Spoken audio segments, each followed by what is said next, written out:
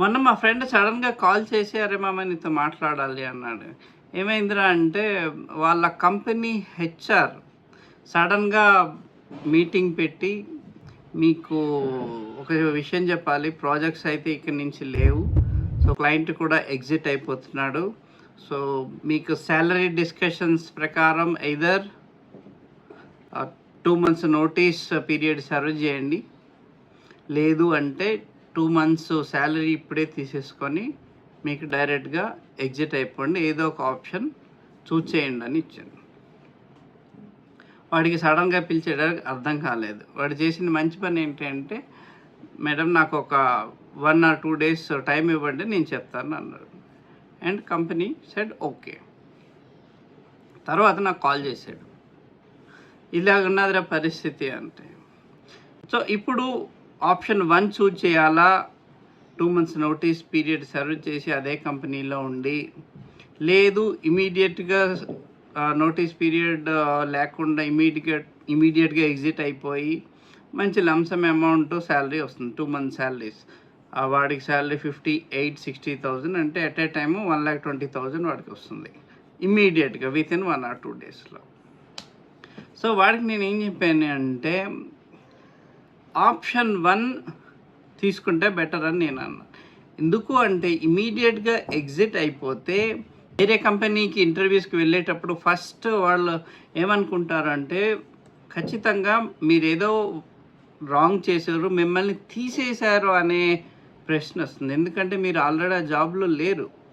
So మీరు notice period serve చేయకుండా immediate salary తీసేసుకుని ఉంటే, మీరు నోటీస్ పీరియడ్లో ఉంటే మీకు ఒక ఆప్షన్ ఉంటుంది, నాకు ఇక్కడ కంపెనీ నచ్చలేదు, లేదంటే వర్క్ అంత ఇంట్రెస్టింగ్గా లేదు, ఛాలెంజింగ్గా లేదు, అందుకే నేను నోటీస్ పీరియడ్ సర్వ్ చేశాను, I'm looking for better opportunities. అప్పుడు ఏమవుతుందంటే వాడి పిల్లక మీ చేతిలో ఉంటుంది. అదే కనుక మీరు ఇమీడియట్ ఎగ్జిట్ అయిపోయి అమౌంట్ బాగా వస్తుందనగా చేస్తే మీ పిల్లక వాడి చేతిలో ఉంటుంది. ఇంకా వాడికి అర్థమైపోయి ఉంటుంది సీన్, వీటికి ఖచ్చితంగా జాబ్ కావాలి. ఇంకోటి ఏంటంటే, మీకు స్కిల్స్ ఉన్నా సరే పాత కంపెనీలో ఏదో అయింది అందుకనే వాళ్ళు తీసేశారు అని మీనింగ్ వస్తుంది. ఏ కంపెనీ అయినా తీసేసినా సరే ఏమైనా సరే మిమ్మల్ని నోటీస్ పీరియడ్ సర్వ్ చేయమని చెప్తుంది. కానీ ఎక్కడ ఏ కంపెనీ మేము తీసేసామని రాదు. It is understandable.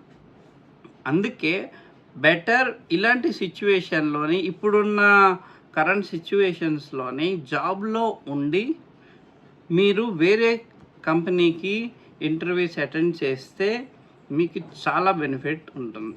ఒకటి, మీరు డిమాండ్ చేయొచ్చు, నాకు పాత కంపెనీలో శాలరీ తక్కువ ఉందని కూడా చెప్పవచ్చు, అందుకు మీరు ఎక్స్ట్రా పే చేయాలి.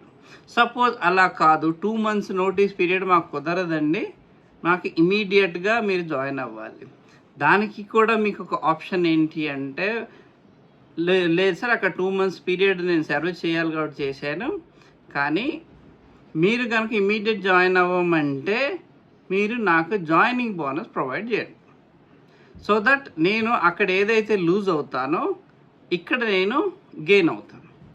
ఇన్ఫ్యాక్ట్ అది చూస్తే అక్కడ కూడాను మీరు ఇమీడియట్ ఎగ్జిట్ అయినా మీకు వాడు ఇచ్చేస్తాడు శాలరీ. సో ఇక్కడ మీరు జాయినింగ్ బోనస్ అడిగే ఛాన్సెస్ ఉంటాయి.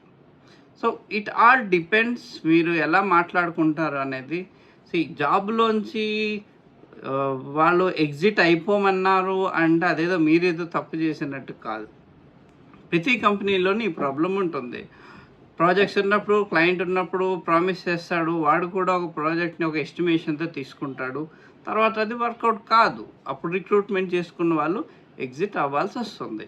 దానిలో పెద్ద విషయం లేదు. కానీ ఎప్పటికప్పుడు మీరు స్కిల్స్ డెవలప్ చేసుకొని అప్డేట్లో ఉంటే నాకు తెలిసి ఏ కంపెనీలు కూడా మిమ్మల్ని వదులుకోదు, అలాగే ఏ కంపెనీ మిమ్మల్ని హైర్ చేసుకోవడానికి ఇప్పుడు రెడీగా ఉంటుంది.